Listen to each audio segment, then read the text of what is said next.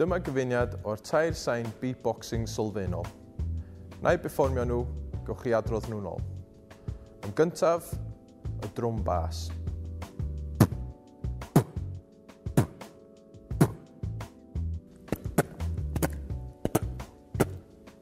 Yn ail, y drwm tanau.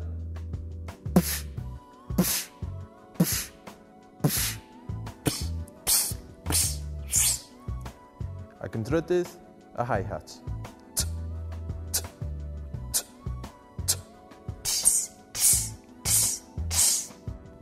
A'r ddechrog. Dyma patrwm sy'n gyfuno'r drwm bas a'r drwm tanau. Perfformio'r ddau 4 gwaith I swnio rhywbeth fel hyn.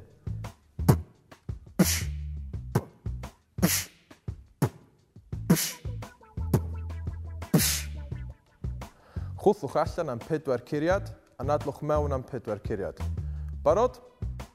Allan, 2, 3, 4, mewn, 2, 3, 4.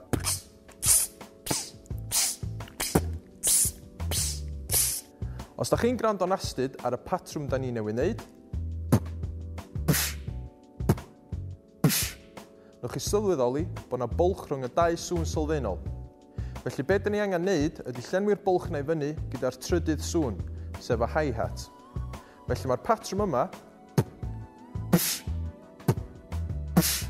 rwan yn newid I hyn.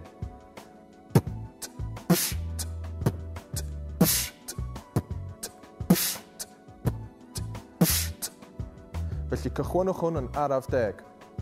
Chwthwch allan am 4 curiad a mewn am 4 curiad. Barod?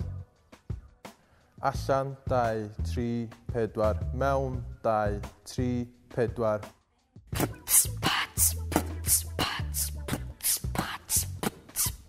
Gwych.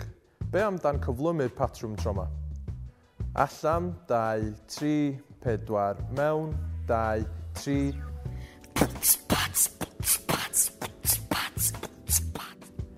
Ar y dderchog.